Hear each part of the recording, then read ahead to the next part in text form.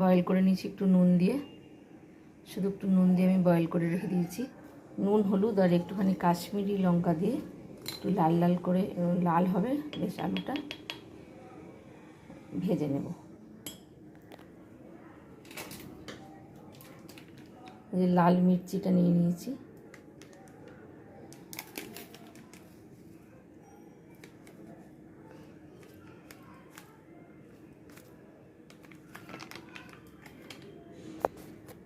এটাকে এখন আমি ভালো করে মাখিয়ে নেব সব আলুগুলোর মধ্যে।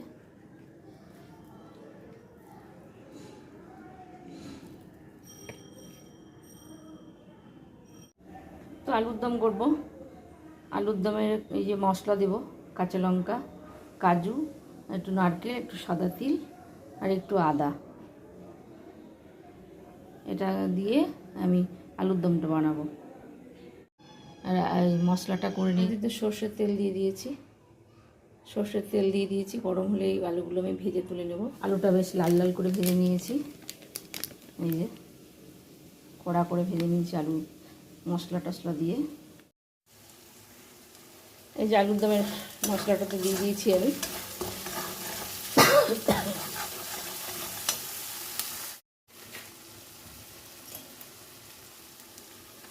একটু হলুদ দিয়ে দিলাম, একটু কাশ্মীরি লঙ্কা দেবো,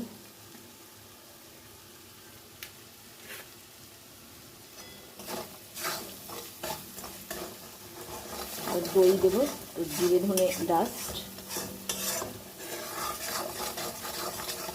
দিয়ে ভালো করে একটু কষাবো। এই যে মশলাটা একটু কষা কষা হয়ে গেছে, তেল ছেড়ে দিয়েছে, আমি একটুখানি দই দিয়ে দিচ্ছি,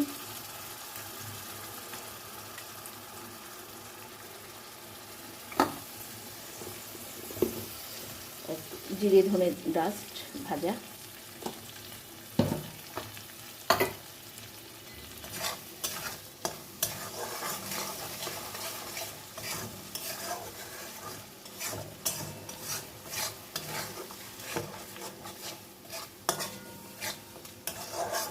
আঁচটাকে সিম করে দিয়ে ওই যে কষা হচ্ছে এখন।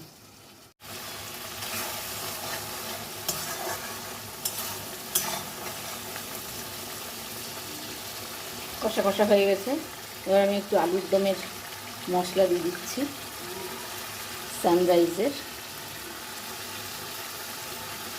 নিরামিষ সবজি মশলা।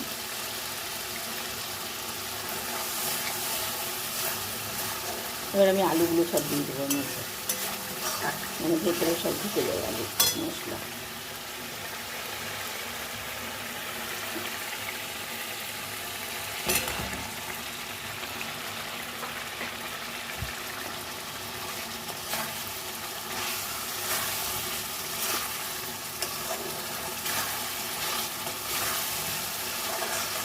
একটু মশলা ধোয়া, বাটি ধোয়া একটু জলটা অল্প একটু দেবো, কারণ আলুও সেদ্ধ আর মশলাও কষে গেছে।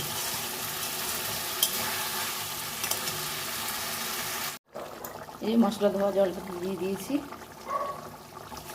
একটু কষে গেলে আমি একটুখানি ঘি আর একটু গরম মশলা দিয়ে নামিয়ে দেবো।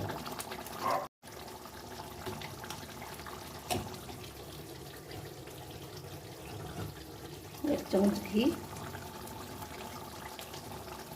আর একটুখানি গরম মশলা দিয়ে দিচ্ছি।